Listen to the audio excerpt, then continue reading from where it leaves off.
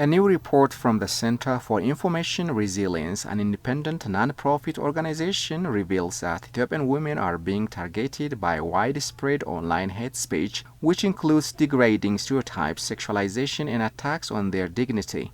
The study, which expands on earlier research, looked at platforms like Facebook, X, Telegram, YouTube, and TikTok. The findings show that online abuse against women goes far beyond personal harm. It creates a chilling effect, discouraging women from participating in public life, especially those in leadership roles or women's sports. Our research reveals that online abuse in Ethiopia is harmful and pervasive, fostering an online environment where women are routinely dismissed or ridiculed. This online abuse is shaping who gets to speak, lead, and exist safely in digital spaces. Now, we've expanded our original research to include two more popular platforms, TikTok and YouTube.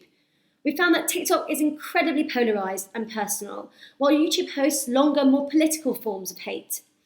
Women who challenge traditional gender roles, such as those in leadership positions, sports, or those advocating for women's rights, face particularly severe abuse, including sexualisation, discrediting, insults, and stigma. While our work has focused on women and girls, we also found that men and boys are restricted by rigid gender roles, with hate speech being used to target perceived weakness, a lack of masculinity, or for supporting gender equality. Now, in many cases, we found that abuse targeting men often weaponises or objectifies the female gender as a means of shaming and emasculating them.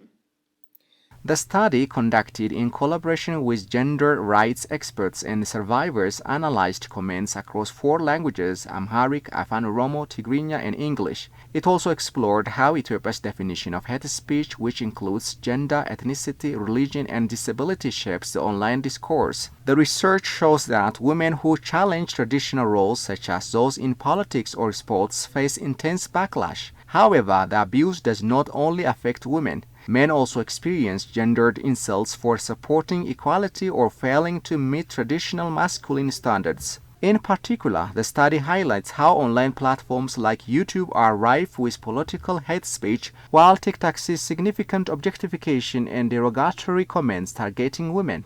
But the report's key finding is that existing content moderation practices are failing to protect women and marginalized groups in Ethiopia. Despite recent changes in content moderation policies on major platforms like X and Meta, there are growing concerns that online spaces in Ethiopia will become more polarized, fueling the spread of misinformation and disinformation. There are many ways for individuals to keep themselves safe online, and ways that governments and the community can help to keep their citizens safe. There are fantastic organisations running digital security training like She Secure or media literacy programs, which help people to think critically when engaging with online content. Through workshops, we discuss the best solutions to this problem, leading us to create a community-led recommendations document which can be found on our website. Education was our first priority. Through educational campaigns, we can counter harmful gender stereotypes, educate about hate speech, and improve media literacy.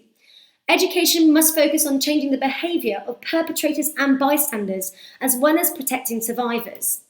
It would be great to see schools and universities bringing these lessons into their curriculums so that we can teach generations at a time about how to engage in safe online communications. The researchers argue that online violence has serious real-world consequences, particularly for women in conflict zones. This report fills an essential gap in understanding the impact of digital gender-based violence in Ethiopia. As the world becomes increasingly interconnected, experts are calling for more robust and effective moderation to ensure safe online spaces for all.